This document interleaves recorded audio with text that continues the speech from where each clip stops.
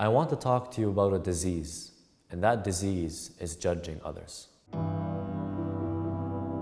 In today's world, we find that there's a common disease that affects many of us, and that is the disease of judging others, where a person might look at an individual and from a preconceived notion that they have about that individual, or from something that they saw them doing, they judge their character and label them and give them a title. You find that our religion totally opposes this type of act, in which the hadiths tell us if you see someone sinning today, don't look at them tomorrow as a sinner. They may have repented during the night.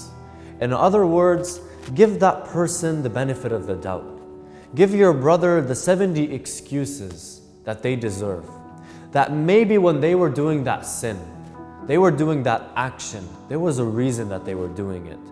Not in the sense that it's justification for the sin itself, but rather maybe what they were doing was not actually sinful, but you saw it as sinful and perceived it as sinful in the moment. But if you actually knew what was truly happening, you wouldn't have considered it a sin, because Allah subhanahu wa ta'ala does not consider it to be a sin.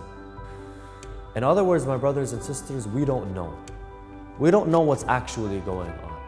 And if we were to know what was actually going on, we should not look at that brother or that sister as a sinner today, because maybe yesterday night, they asked Allah subhanahu wa ta'ala for forgiveness and He forgave them.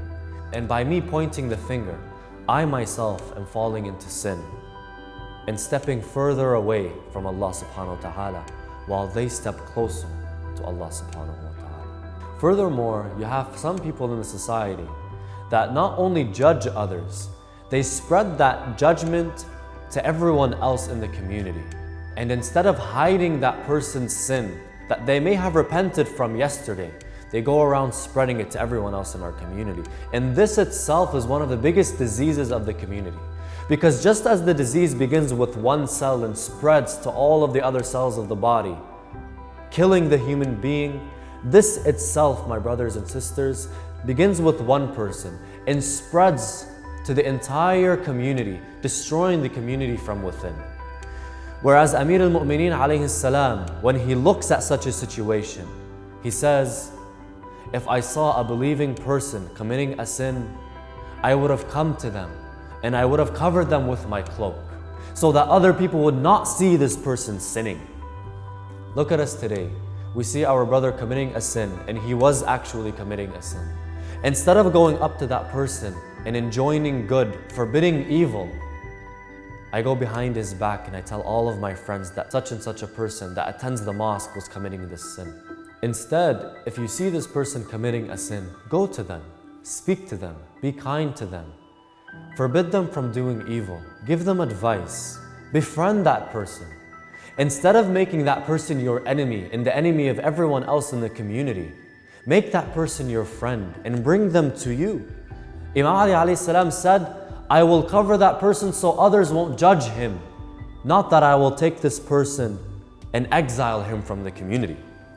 In our community, my brothers and sisters, we are exiling people. We are pushing people away from us. We are pushing people from our mosques because we look down on them. Instead, bring them closer.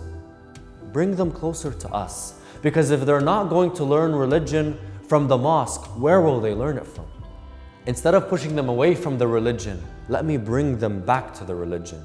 Let me bring them to the religion that enjoins good and forbids evil, instead of me pushing them away from that very religion with my words.